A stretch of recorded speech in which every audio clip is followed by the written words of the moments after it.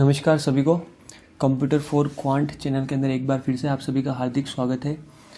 तो हम RPSC ACF computer application जो पेपर हुआ उसके सॉल्यूशंस और आंसर की देख रहे हैं, जिसका अभी आज पार्ट 2 है, जिसके अंदर हम डीबीएमएस ऑपरेटिंग सिस्टम और वेब टेक्नोलॉजी के जो क्वेश्चंस आए हुए हैं वो सॉल्व करेंगे। ओके, तो आप सभी से प्लीज़ रिक्वेस्ट है कि वीडियो को लाइक करें, शेयर करें और सब्सक्राइब करें। वीडियो बनाने में बहुत मेहनत लगती है, तो प्लीज़ आप इसे ज़रूर सब्सक्राइब करें चैनल को और अपने फ्रेंड्स के साथ ज़रूर इसको शेयर करें। ओके, और वीडियो में अंत तक बने रहे ताकि आपको सारे क्वेश्चंस के आंसर अच्छे से डिटेल के अंदर मिल जाए। ओके, चलिए अब हम चलते हैं। देखिए फर्स्ट क्वेश्चन देखिए, डीबीएमएस सब्जेक्ट का DBMS. Okay 31 a command to remove a relation from an SQL database. Okay, SQL database से अगर मुझे कोई रिलेशन हटानी है या टेबल हटानी है तो मैं किस कमांड का यूज़ करूँगा। देखिए, delete table from table name नहीं, ड्रॉप टेबल। ड्रॉप टेबल से क्या होगा, जो टेबल को अगर मैं ड्रॉप टेबल कमांड यूज़ करूँगा तो वो टेबल क्या हो जाएगी, डिलीट हो जाएगी। इरेज नहीं, और अल्टर टेबल का यूज़ हम क्या करते हैं, कॉलम नेम्स को रीनेम करने के लिए। और डिलीट टेबल के अंदर से क्या हो जाएगा, कंटेंट जो है टेबल का वो सारा रिमूव हो जाएगा। ओके, तो इसका आंसर है सेकेंड। नेक्स्ट चलिए क्वेश्चन।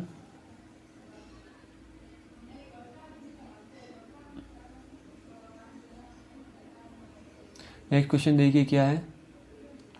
डाटाबेस मैनेजमेंट सिस्टम के अंदर जो भी क्वेश्चंस आए हुए हैं एसीएफ एग्जाम पेपर के अंदर वो सारे हम सोल्व कर रहे हैं। 43 a key chosen by a database designer as principal means of identifying entities within an entity set. कोई एंटिटी सेट के अंदर अगर किन्हीं एंटिटीज़ को आइडेंटिफाई करना है उसके लिए मैं किस की का यूज़ करूँगा। तो देखिए, जैसे एग्जाम्पल ले लीजिए, जैसे यूनिवर्सिटी है और यहाँ पे देखिए जैसे ये स्टूडेंट एक एंटिटी है, फिर टीचर एक एंटिटी हो गया, और यहाँ पे देखिए जैसे डिपार्टमेंट से अलग अलग, आईटी डिपार्टमेंट, मैकेनिकल डिपार्टमेंट, ये सारे डिपार्टमेंट्स हो गए, सारे एंटिटी है। तो इन एंटिटी को यूनिकली आइडेंटिफाई करने के लिए हम कौन सी की का यूज़ करेंगे बताएं। तो इसके लिए हम यूज़ करेंगे कैंडिडेट की का। ओके, अब आप कंफ्यूज हो रहे होंगे यहाँ पे प्राइमरी की का यूज़ क्यों नहीं करेंगे। देखिए, प्राइमरी की और फॉरेन की का यूज़ हम कहाँ करते हैं, टेबल के अंदर। ओके, इसका क्लियर कट दे रखा है कि एंटिटीज़ की बात करा है, और एंटिटीज़ के अंदर जो हम की यूज़ करें वो कैंडिडेट की और सुपर की। तो सुपर की तो कॉम्बिनेशन है कैंडिडेट की का, या कैंडिडेट की आप ऐसे भी कर सकते हो मिनिमल सुपर की। मिनिमल सुपर की को ही कैंडिडेट की बोलते हैं। ओके, तो कैंडिडेट की से हम यूनिकली आइडेंटिफाई कर सकते हैं सेट्स को। चलिए एंटिटीज़ को। नेक्स्ट क्वेश्चन देखिए क्या लिखा हुआ है। The database must not contain any unmatched foreign key values.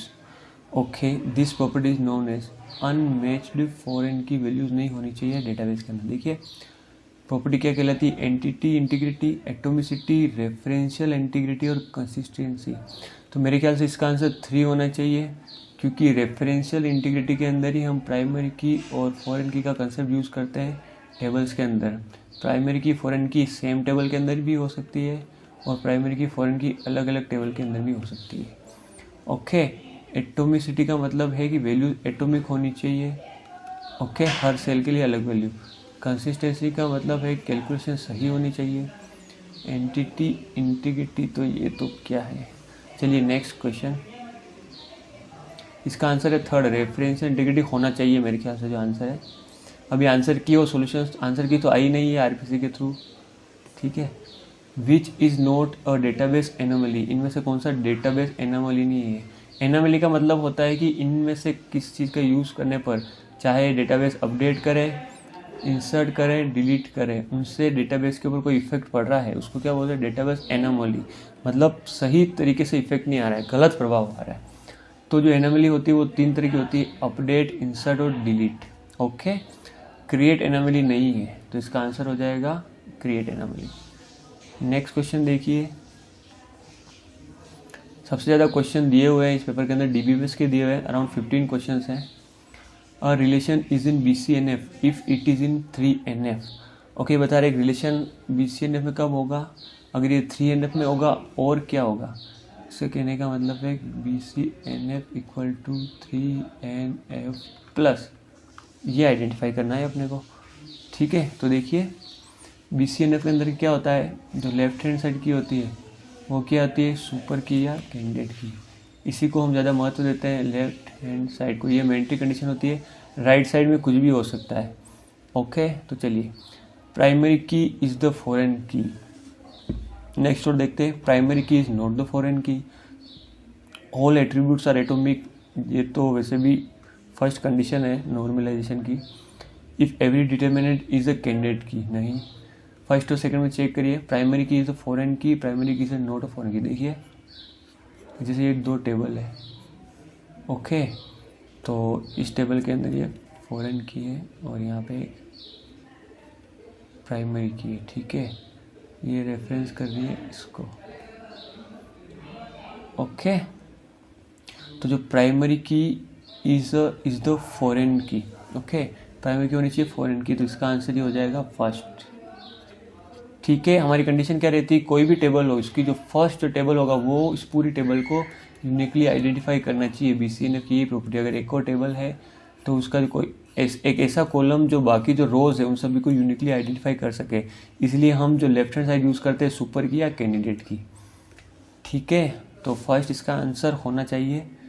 Next जो देखिए क्वेश्चन क्या था जो पेपर के अंदर आया, which of the following is not a valid file organization method. इनमें से कौन सा वैलिड फाइल ऑर्गेनाइजेशन मेथड नहीं है। सीक्वेंशियल एक्सेस तो होता है, सर्कुलर एक्सेस पता नहीं, डायरेक्ट एक्सेस होता है, इंडेक्स सीक्वेंशियल एक्सेस होता है। तो इसका आंसर जो आ जाएगा वो क्या आ जाएगा, circular access. Okay, I think यही होना चाहिए मेरे ख्याल से।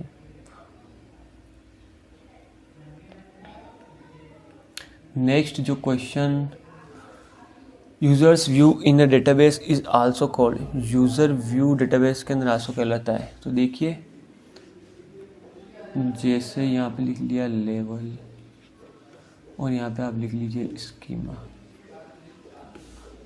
फर्स्ट क्या हो जाएगा, फिजिकल, फर्स्ट वाला हो जाएगा फिजिकल लेवल। ओके, फिर देखिए नेक्स्ट वाला हो जाएगा हमारे पास लॉजिकल, फिर इसके बाद हो जाएगा व्यू लेवल। यहाँ पे भी आ जाएगा फिजिकल, स्कीमा, यह आ जाएगा इंटरनल,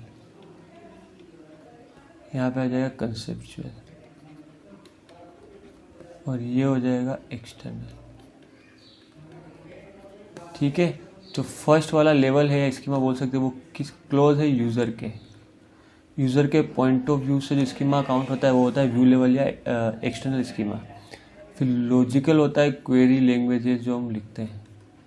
ओके, इसको बीच वाला व्यू बोलते हैं लॉजिकल या कंसेप्चुअल। और लास्ट होता है जो फिजिकल डेटा स्टोरेज को रिप्रेजेंट करता है, फिजिकल डेटा स्टोरेज। ओके, उसको कहते हैं फिजिकल या इंटरनल। ओके, तो देखिए इसने क्या लिखा, यूज़र व्यू के नियर कौन सा लेवल या स्कीमा है या व्यू है, तो ये क्या आ जाएगा, यूज़र के नियर क्या है, व्यू या एक्सटर्नल स्कीमा। तो देखिए एक्सटर्नल व्यू, इसका आंसर हो जाएगा कंसेप्चुअल व्यू नहीं, ये वैसे भी मीडियम जो है स्कीमा है, मिडिल स्कीमा है। इंटरनल व्यू नहीं, इंटरनल व्यू का अर्थ हो जाएगा फिजिकल स्कीमा हो जाएगा। कंटेक्चुअल व्यू तो ऐसा कुछ होता नहीं है, तो इसका आंसर है फर्स्ट। ओके, यही होना चाहिए। चलिए नेक्स्ट, आई थिंक आपको समझ में आ रहा होगा, मैं जो सॉल्यूशन दे रहा हूँ वो बिल्कुल लॉजिकली देने की कोशिश कर रहा हूँ ताकि कोई डाउट ना रहे। A relation database environment has all of the following component except. Relation जो डेटाबेस है सारे कंपोनेंट्स होंगे एक्सेप्ट इनमें से एक नहीं है। तो देखिए यूज़र होगा, अभी हमने देखा यूज़र व्यू, फिर देखा हमने डेटाबेस और क्वेरी लैंग्वेजेस, तो इसका आंसर हो जाएगा सेकेंड। ओके, अभी देखा ना हमने ऊपर अभी।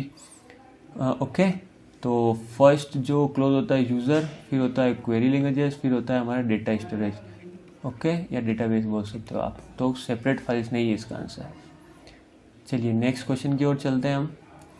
नेक्स्ट क्वेश्चन क्या दिया हुआ है, देखिए आप, बहुत ही अच्छा क्वेश्चन दिया हुआ है। अगर आपने इस तरीके से क्वेश्चन सोल्व किया हुआ है तो आपने इसको कर दिया होगा।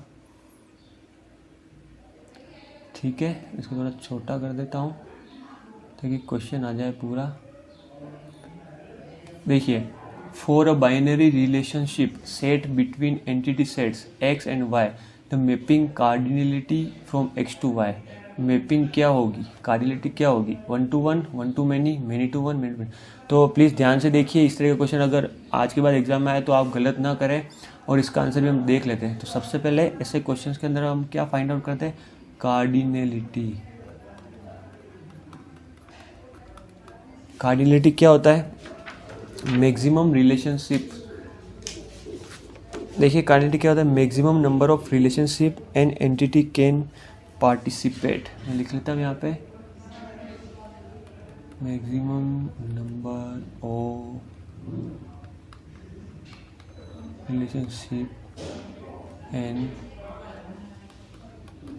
Entity can participate. एक एंटिटी कितने रिलेशनशिप के अंदर पार्टिसिपेट कर सकती है, क्या कहलाता है, कार्डिनलिटी। तो देखिए इन दोनों की कार्डिनलिटी चेक करते हैं। सबसे पहले इसकी कार्डिनलिटी चेक करता हूँ मैं, यहाँ लिख रहा हूँ ना। तो देखिए PQRS, तो देखिए P कितने रिलेशनशिप में जा रहा है, 1, Q कितने में जा रहा है, 1, R कितने में जा रहा है, 1, S कितने में जा रहा है, 1। तो मैक्सिमम रिलेशन 1 जो एट्रीब्यूट है कितने में जा रहा है, 1। ओके, अब नेक्स्ट में चलते हैं ताकि आपको और समझ में आ जाएगा। इस Y की कार्डिनलिटी देखते हैं, A कितने रिलेशनशिप में जा रहा है, 1, पर B देखिए कितने में जा रहा है, 2, मतलब B जा रहा है 1 से ज़्यादा में। ओके, तो इसका जो रिलेशनशिप हो जाएगा मेनी। ध्यान रखिए, अगर 1 से ज़्यादा तो वो क्या हो जाएगा, मेनी। C कितने में जा रहा है, 1, और D नहीं जा रहा, कोई फ़र्क नहीं पड़ता, पर हमें क्या लेना है, मैक्सिमम रिलेशनशिप। तो X का कार्डिनलिटी आ गया 1 और Y का कार्डिनलिटी रेशियो आ गया n। ओके, चलिए अब हम इसका डायग्राम देखते हैं, इसको कैसे रिप्रेजेंट कर सकता हूँ मैं। मान लिया ये है X और इनके बीच में ये कोई रिलेशन है, और ये है Y एंटिटी सेट। ये दोनों ये एंटिटी हो गए दोनों, और ये क्या होगा, रिलेशनशिप। तो इस लिख लीजिए कार्डिनलिटी, इसके नीचे 1 और ये क्या आ जाएगा, इसकी कार्डिनलिटी n। अब आपको ये ध्यान रखना है, अभी देखने से तो ये लग रहा होगा आपको कि इसका आंसर होना चाहिए 1 to many, पर ध्यान रखिए 1 to many नहीं है, ये क्रॉस में चले जाएंगे, ये वाला चला जाएगा यहाँ पे और n वाला चला जाएगा यहाँ पे। तो यहाँ दोनों जगह पे क्या आ जाएगा, ये आ जाएगा n और ये आ जाएगा 1। Okay, very important. Next time आए तो प्लीज़ गलत मत कीजिए। अगर आपने सही किया तो बहुत अच्छी बात है, अगर आप सीख भी सकते हैं। अगर कोई प्रॉब्लम है प्रोसीजर में तो इसका जो आंसर निकल के आ जाना चाहिए मेरे हिसाब से वो है many to 1। ओके, तो इसका आंसर आएगा many to 1। ठीक है, चलिए नेक्स्ट क्वेश्चन की ओर चलते हैं। मेरे ख्याल से आपको समझ में आया होगा, नहीं आया तो प्लीज़ वीडियो को रिवाइंड करके देखिए वापस, आपको अच्छे से समझ में आ जाएगा, ये इतना कठिन नहीं है। नेक्स्ट क्वेश्चन देखिए 51, which clause represent a cartesian product operation in a basic structure of an SQL expression. हमें कार्टेशियन प्रोडक्ट रिप्रेजेंट कौन सा क्लोज करता है, तो लॉजिकल क्वेश्चन है और इसका आंसर भी बहुत कन्फ्यूजिंग है। तो मेरे ख्याल से जो आंसर निकल के आ रहा है वो बता देता हूँ मैं। जैसे मान लिया कोई यूनिवर्सिटी जिसके अंदर स्टूडेंट का रजिस्ट्रेशन हुआ है और जिन्होंने फीस पे कर दी है, तो उन स्टूडेंट का मुझे नाम चाहिए, तो मैं क्या करूँगा, select student name, okay, from, ये रजिस्ट्रेशन टेबल है जिसके अंदर सारे स्टूडेंट्स का नाम है जिन्होंने रजिस्ट्रेशन किया है, और ये जो टेबल है फी पेड, इनके अंदर किन किन स्टूडेंट ने किस किस कोर्स के पैसे दिए उस टेबल की जानकारी है। ओके, फिर यहाँ पे अगर मैं कोई कंडीशन लगाना चाहूँ वेयर आ जाएगा। ओके, ठीक है, और चाहे तो मैं इसका नाम भी बदल सकता हूँ, फी पेड का लिखूँ SFP। तो देखिए ध्यान से देखिए, यहाँ पे मैंने सारी चीज़ों का यूज़ कर लिया है इसके अंदर लगभग। सेलेक्ट का क्या काम है, ये क्या करेगा, क्वेरी बाहर निकालेगा। ओके, देखिए सेलेक्ट क्या कर रहा है, ये क्या करेगा, डेटा फेच करने का काम करता है। ओके, डेटा एक्सट्रैक्ट करने का काम करता है जो भी हमें चाहिए। फ्रॉम देखिए, फ्रॉम बताएगा कौन सी टेबल से। एज अगर हम चाहते हैं किसी टेबल का नाम रीनेम करना तो नेम रीनेम कर सकते हैं, और अगर हम कोई कंडीशन लगाना चाहते हैं तो हम वेयर का यूज़ कर सकते हैं। तो देखिए इसका आंसर मेरे हिसाब से होना चाहिए फ्रॉम। ओके, क्यों? आपने अगर क्वेरी की हो तो आपको पता होगा अगर फ्रॉम के साथ कोमा लगा के अगर हम कोई टेबल्स के नाम लिखते हैं तो इसका जो रिजल्ट होता है वो क्या होता है? Cross product. और वही हमें पूछा गया है, इसका रिजल्ट क्या होता है? Cross product. और वही हमें पूछा गया है कि क्रॉस प्रोडक्ट किस क्लॉज के थ्रू एसक्यूएल एक्सप्रेशन के अंदर रिप्रेजेंट किया जा सकता है।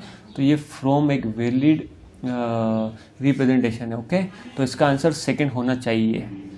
चलिए नेक्स्ट क्वेश्चन की ओर। नेक्स्ट क्वेश्चन देखिए क्या दिया हुआ है। The content of the database can not be modified using the an operation. इनमें से कौन सा ऑपरेशन अगर मैं यूज़ करूँगा तो डेटाबेस का जो कंटेंट है मॉडिफाई नहीं होगा? डिलीट यूज़ करूँगा तो मॉडिफाई होगा? Yes, true. अगर मैं किसी कंटेंट को डिलीट करूँगा तो डेटाबेस तो मॉडिफाई होगा ना। ये जैसे एक्सेल है एसक्यूएल की, और यहाँ पे कोई डेटा है, अगर मैं इस कंटेंट को डिलीट करूँगा तो ऑब्वियस सी बात है इस रो को डिलीट करूँगा तो कंटेंट मॉडिफाई हो रहा है। अगर इंसर्ट करूँगा, मैं नई न्यू इंसर्ट करूँगा तो भी कंटेंट मॉडिफाई होगा। अपडेट करूँगा तो भी कंटेंट मॉडिफाइड हो रहा है। पर अगर मैं विड्रॉल डेटा एक्सट्रैक्ट करता हूँ, फेच करता हूँ, तो कंटेंट मॉडिफाई नहीं होता है। सेलेक्ट करके क्या करता है? सेलेक्ट क्या करता है? इसको जो हमें डेटा चाहिए उसको जिस फॉर्मेट में हमें चाहिए वो उसको डेटा हमें दे देता है, पर जो ओरिजिनल डेटाबेस के अंदर कोई छेड़छाड़ नहीं करता। तो इसका आंसर होना चाहिए फोर्थ। चलिए नेक्स्ट क्वेश्चन देखिए, बहुत ही अच्छा क्वेश्चन है ये। इसको मैं शॉर्ट कर देता ताकि ये पूरे पेज के ऊपर आ जाए। ठीक है, और छोटा कर दूँ? मेरे ख्याल स्क्रीन में आपको दिख रहा होगा या नहीं।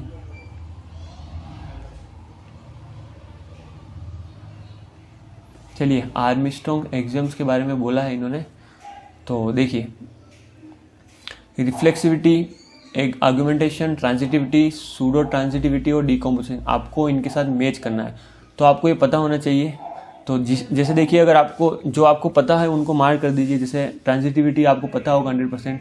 ट्रांजिटिविटी अंदर क्या होता है? जैसे अल्फ़ा कोई बीटा को डिराइव कर रहा है और उसी समय बीटा किसी गामा को डिराइव कर रहा है, तो ये क्या इम्प्लाई करेगा? अल्फ़ा डायरेक्ट डिराइव कर सकता है गामा को। तो देखिए ऐसा किस ऑप्शन के अंदर है? रूल के अंदर, वो है 3 के अंदर। तो सी का आंसर जो हमारा निकल के आ गया वो है 3। ओके, फिर देखिए डीकम्पोजिशन का मतलब क्या है? डीकम्पोज करना, यहाँ लिख रहा हूँ मैं ना। तो अल्फ़ा डिराइव कर रहा है जैसे बीटा और गामा, तो इसको डीकम्पोज करेगा मतलब तोड़ेगा। तो अल्फ़ा डिवाइड कर देगा, अल्फ़ा डिवाइड करेगा बीटा, और अल्फ़ा ही डिवाइड कर देगा गामा। देखिए इस तरह का रूल क्या दिख रहा है किसी के अंदर? Alpha beta, alpha beta, alpha beta gamma, alpha beta holds and alpha two gamma, ये सेकेंड। तो हमारा आंसर जो ई का निकल के आ गया डीकम्पोजिशन का, वो आंसर आ गया सेकेंड। ओके, यहाँ पे डी, बी और ए।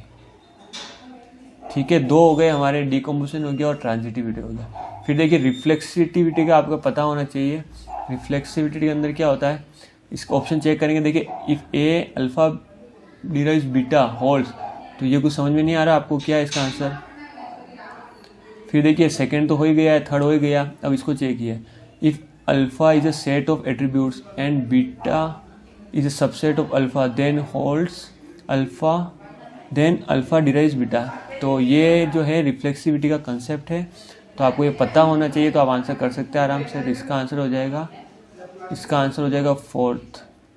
ठीक है, अब हमारे पास बचा बी और डी। तो देखिए 4 3 2, ए के अंदर 4 किसके अंदर है, सी के अंदर 3 किसके अंदर है, और ई के अंदर 2 किसके अंदर है। ओके, तो अब इससे हम ऑप्शन क्या मैच कर सकते हैं? Close option 4 3। तो ऐसा ऑप्शन तो एक ही दिख रहा है मेरे ख्याल से। अगर आपने 3 टिक किए होंगे ना तो भी आंसर निकल जाएगा। देखो 4 इसके अंदर ही है, 3 इसके अंदर ही है, और 2, ये तीनों मैच एक ही ऑप्शन के अंदर कर रहे हैं। तो भी हम आगे देख लेते हैं बी, ऑगमेंटेशन। ऑगमेंटेशन क्या होता है? देखिए if alpha derives beta gamma, नहीं, इसका ऑप्शन देखिए बी का 5th होना चाहिए। If alpha derives beta holds and gamma is set of attributes then gamma alpha, yes. अगर आपने एक बार पढ़ा होगा ना इन सारी प्रॉपर्टीज़ को, तो आपको पता चल जाएगा कि इसका आंसर बी है, और डी का आंसर जो हमारा बचा वो हो जाएगा। ठीक है, तो इसका जो आंसर है 1 है। और अच्छा क्वेश्चन था, थोड़ा सा अगर आप लॉजिकली सोचते हैं, आपको जैसे रिफ्लेक्सिविटी के बारे में पता होता है, ट्रांजिटिविटी डिकम्पोजिशन के बारे में, तो और इसका आंसर सीधा निकल के आ रहा था। ओके, मेरे ख्याल से 2 पता होते तो भी निकल के आ रहा है, सेम ऑप्शन है नहीं इसके अंदर। चलिए नेक्स्ट जो क्वेश्चन है उसके ऊपर चलते हैं।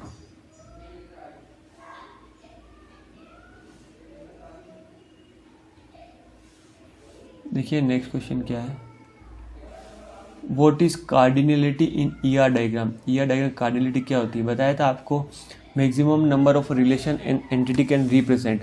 और जो रिलेशन रिप्रेजेंट होता है वो किसके बीच में होता है, 2 एंटिटी के बीच में होता है, तभी तो हम रिलेशनशिप, इस डायमंड के थ्रू उस रिलेशनशिप को हम रिप्रेजेंट करते हैं। तो रिलेशनशिप बिटवीन 2 डेटा स्टोर्स नहीं, रिलेशनशिप बिटवीन 2 एंटिटी सेट्स, ये सही है। रिलेशनशिप बिटवीन 2 एट्रीब्यूट्स नहीं, रिलेशनशिप बिटवीन 2 प्रोसेसेस नहीं, इसका आंसर होना चाहिए सेकंड। ठीक है, चलिए नेक्स्ट क्वेश्चन चलते हैं हम। देखिए नेक्स्ट क्वेश्चन क्या है, ये दिया हुआ है diagram, main and ER diagram दिया हुआ है। तो मेन क्या है, आपको पता होना चाहिए कि कौन सा सिंबल किसे रिप्रेजेंट करता है। तो देखिए मैं थोड़ा सा आपको बता दूं, अगर कोई चीज़ रेक्टेंगल के अंदर है तो वो क्या होगी, स्ट्रॉन्ग एंटिटी। राइटिंग थोड़ी ऐसी आ रही है। फिर अगर डबल रेक्टेंगल के अंदर है तो वे होगी वीक एंटिटी। ओके, अगर इलिप्स के अंदर है तो होगा एट्रीब्यूट।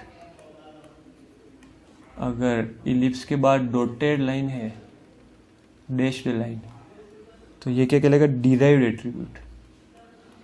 ये आपको याद होना चाहिए, हर समय क्वेश्चन आता है इसके ऊपर से।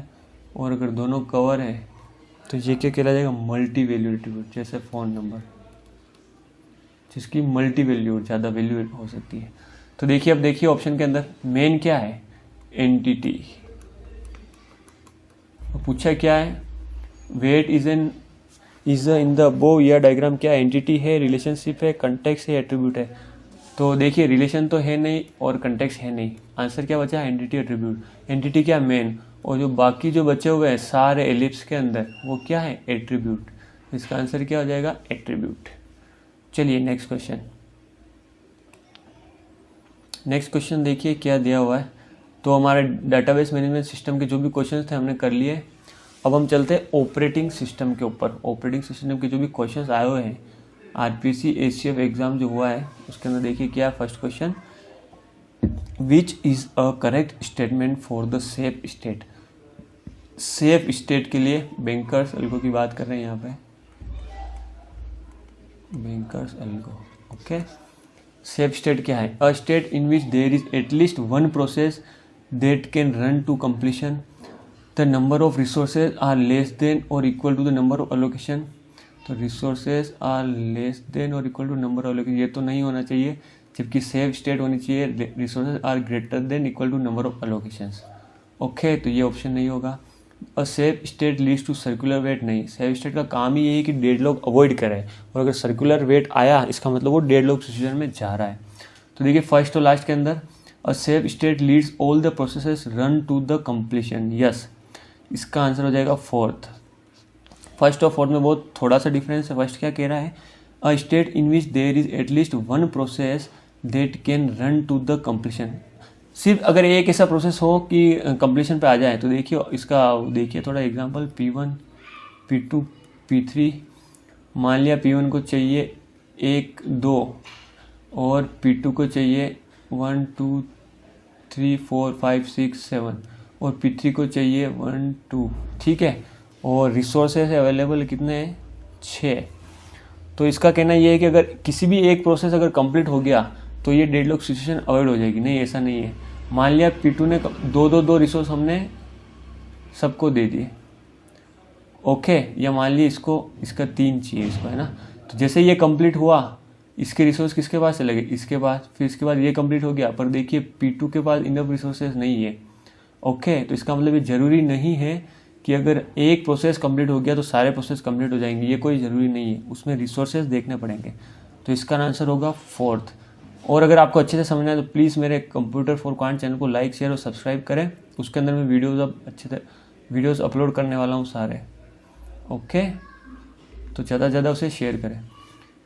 विच of the following processes scheduling algorithm could result starvation. देखिए स्टारवेशन इनमें से किसके अंदर हो सकता है? प्रायोरिटी शेड्यूलिंग के अंदर तो स्टारवेशन हो नहीं सकता है, और राउंड रोबिन शेड्यूलिंग के अंदर स्टारवेशन हो नहीं सकता है क्योंकि ये टाइम क्वांटम का यूज़ करता है और सभी को बराबर टाइम देता है। और प्रायोरिटी शेड्यूलिंग इसलिए नहीं हो सकता है कि अगर कोई प्रोसेस चल रहा है 1 2 3 तो उस प्रोसेस को प्रिम्प्ट करके और दूसरे वाले प्रोसेस के ऊपर जंप कर सकता है अगर हाई प्रायोरिटी प्रोसेस अगर आता है। ठीक है, अब देखिए first come first serve. FCFS क्या है? अगर जो पहले आया वो पहले एग्जीक्यूट होगा। ओके, तो इसके अंदर जो पहले आया वो पहले एग्जीक्यूट होगा। अगर बड़ा प्रोसेस आया तो भी वो पहले एग्जीक्यूट होगा। अगर छोटा प्रोसेस आया तो वो पहले एग्जीक्यूट होगा। तो इसमें भी स्टारवेशन की प्रॉब्लम कुछ हद तक नहीं है। लॉन्गेस्ट जो फर्स्ट शेड्यूलिंग के अंदर स्टारवेशन की बहुत बड़ी संभावना है। ठीक है, क्यों? कि अगर कोई प्रोसेस है, अगर सारे प्रोसेस एक ही अराइवल टाइम के ऊपर है, जैसे ये 4-5 प्रोसेस है और इनका बर्स्ट टाइम देख लीजिए, जैसे एक का है 10, 20, 30, 40, 50, तो सबसे पहले कौन सा जॉब एग्जीक्यूट होगा? ये 50 वाला। मान लिया इसका बर्स्ट टाइम है 5000, तो जब तक ये 5000 पूरा एग्जीक्यूट नहीं होगा, क्योंकि लॉन्गेस्ट जॉब फर्स्ट है ना, लंबी जॉब सबसे पहले चलेगी, तब तक ये सारे स्टार्व्ड हो जाएंगे। स्टार्व्ड का मतलब भूख, स्टार्वेशन का अर्थ तो भूखा होता है, पर देखिए इसका मतलब ये है कि लॉन्ग वेटिंग। स्टार्वेशन का मतलब है लॉन्ग वेटिंग, लंबे समय तक मतलब बैठे रहना, घंटों इंतजार करना और नंबर ना आना। और अगर एक ही होता है इनफाइनाइट वेटिंग, इनफाइनाइट वेटिंग का अर्थ होता है डेडलॉक। ऐसी वेटिंग जो कभी ख़त्म ही नहीं हो उसको क्या बोलते हैं? डेडलॉक। और ऐसी वेटिंग जो फाइनाइट हो, ओके, कभी न कभी ख़त्म होगी या लॉन्ग हो, उसको क्या बोलते हैं हम? स्टारवेशन। चलिए नेक्स्ट क्वेश्चन देखिए। उम्मीद है जो सॉल्यूशंस मैं दे रहा हूँ आपको अच्छे से समझ में आ रहे होंगे। Match the following operating system entity, बहुत ही अच्छा क्वेश्चन है ये।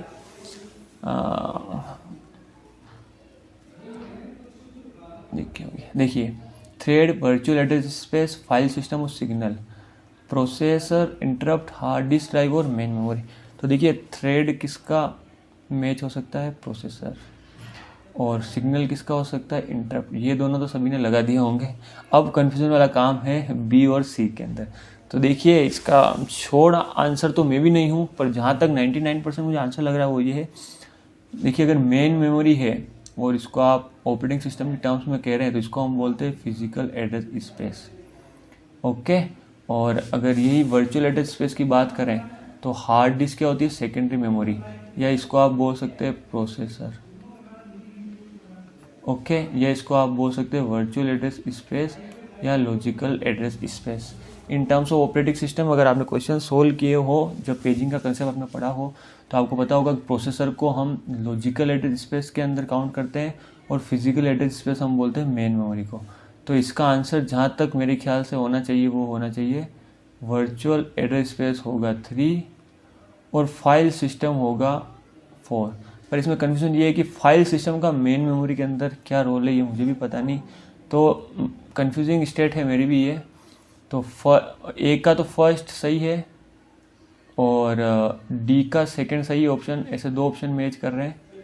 पर आंसर मोस्ट प्रोबेबली जो मैं जाऊंगा वो आंसर जो मैंने बी को मैं मानूंगा 3। तो ये आंसर मैं टिक कर रहा हूँ, पर ये 50-50% है ना, 50% ये और 50% है। बाकी तो आंसर क्या आएगी तभी पता चलेगा हमें, पर तो भी हो सकता है इस क्वेश्चन को कुछ करें ये लोग, क्योंकि फाइल सिस्टम मेन मेमोरी। चलिए देखते हैं हमें ना नेक्स्ट क्वेश्चन। चलिए, which components of program state are shared across threads in a multi thread process environment. Multi thread process environment के अंदर कौन से कंपोनेंट शेयर किए जाते हैं?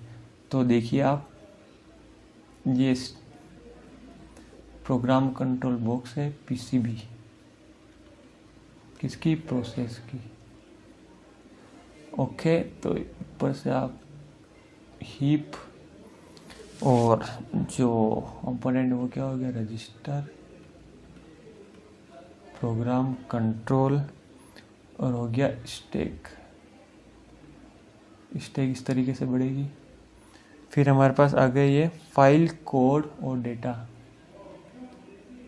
फाइल,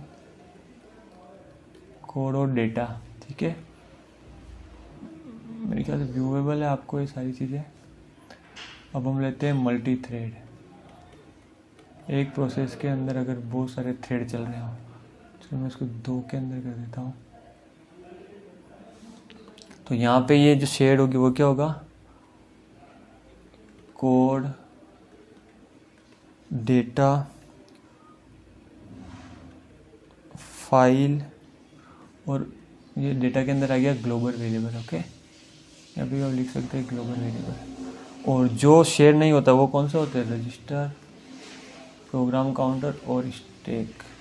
यहाँ भी क्या आ जाएगा, रजिस्टर, प्रोग्राम काउंटर और स्टैक, ठीक है। तो क्या लिखा हुआ है, which component of program state, ये पीसीबी है ना, shared across threads in a multi thread process environment. कौन से कंपोनेंट शेयर होता है, देखिए कोड होता है, डेटा होता है, फाइल होते हैं, ग्लोबल वेरिएबल्स होते हैं।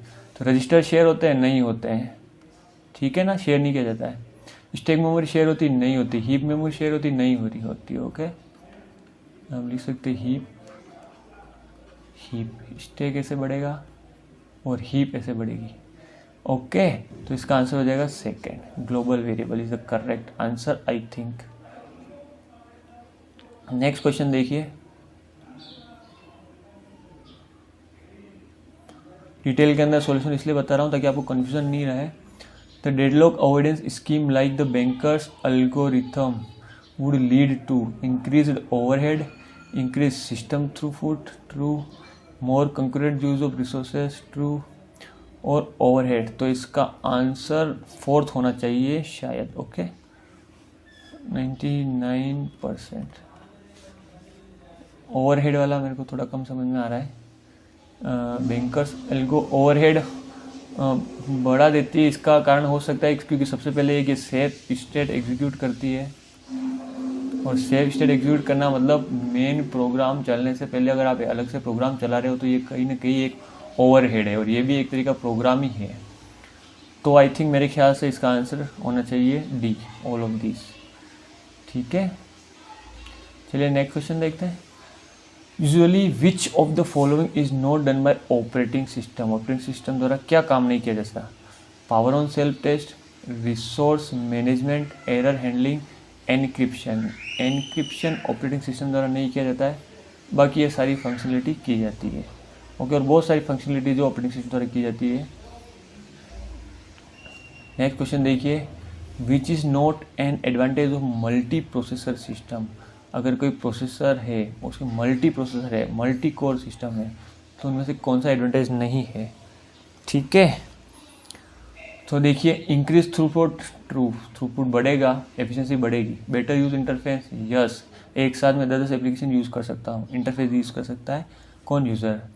इंक्रीज रिलायबिलिटी, यस, रिलायबिलिटी बढ़ जाएगी मेरी। ओके, इकोनॉमी ऑफ स्केल नहीं, इकोनॉमिकल स्केल आप देखिए कि अगर फाइनेंशियली उसका जो पैसा है, इकोनॉमी का मतलब फाइनेंशियली वो बढ़ जाएगा, उसका चार्ज है, जो फीस है, जो मतलब उसकी एमआरपी है वो बढ़ जाएगी। ओके, इकोनॉमिकली स्केलेबल ये नहीं है। ओके, अगर आप ज़्यादा ही कोर यूज़ करोगे तो आपको ज़्यादा पैसे देने पड़ेंगे, सीधी बात है। चलिए नेक्स्ट क्वेश्चन देखिए, which is not a category of system calls. System calls की कैटेगरी नहीं है। तो देखिए, सिस्टम कॉल्स की कैटेगरी कौन कौन सी है, पहले हम ये देख लेते हैं। प्रोसेस कंट्रोल, फिर फाइल मैनिपुलेशन, जो कैटेगरी हो मैं बता रहा हूँ ना, फिर हो गया डिवाइस मैनिपुलेशन,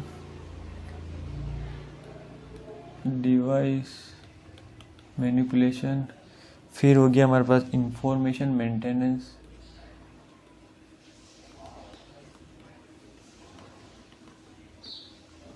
और लास्ट जो हो गया कम्युनिकेशन।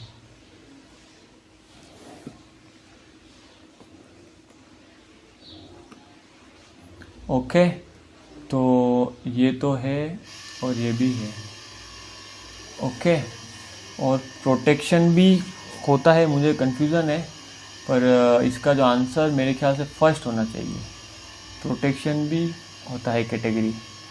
ओके, चलिए नेक्स्ट क्वेश्चन की ओर चलते हैं। Which is not a system call in Unix. Unix के अंदर कौन सा सिस्टम कॉल नहीं है? देखिए, स्लीप, फोक, सेट टाइमर और चेंज मोड। तो ये अगर आप सर्च करेंगे तो आपको पता चल जाएगा कि सेट टाइमर है वो क्या विंडो का है। बाकी ये सारे सिस्टम कॉल हैं यूनिक्स के। नेक्स्ट क्वेश्चन देखिए। हमारे मकान वाली ने पानी की मोटर चालू कर दी, इसलिए आपको नॉइस आ रही होगी। Which is not a valid state of a process in an operating system. Valid state नहीं है तो न्यू है, रनिंग है, रेडी है, स्टार्ट कोई स्टेट होती नहीं है। चलिए नेक्स्ट क्वेश्चन देखिए। गुड क्वेश्चन, गुड क्या इजी क्वेश्चन ही है ये। चलिए, ये किसी भाई ने सोल्व कर रखा था तो चलो अपना आसान हो जाएगा। देखिए, फर्स्ट इन फर्स्ट आउट, इसकी जगह आप ये देख सकते हैं first come first out. Okay, तो ये the average turn around time using first in first out job scheduling algorithm for the jobs arrived as indicated. तो अराइवल टाइम ये दिया हुआ है, बर्स्ट टाइम ये दिया हुआ है, आपको कंप्लीशन टाइम से फिर turn around time final found out करना है। तो देखिए कैसे करेंगे, देखिए आप एक बार जल्दी से आप ये बना लीजिए चार्ट। ओके, और जो फर्स्ट इन फर्स्ट आउट है, सबसे पहले कौन आया 10 के ऊपर, ठीक है। 10 के ऊपर कौन आया, प्रोसेस 1, तो मैं 1 लिख रहा हूँ यहाँ पे। और ये कितने टाइम तक रहा, 2 घंटे तक। फिर 12 बजे तक तो सारे प्रोसेस आ गए थे, तो क्योंकि फर्स्ट इन फर्स्ट आउट है इसलिए मैं सेकंड का यूज़ करूँगा।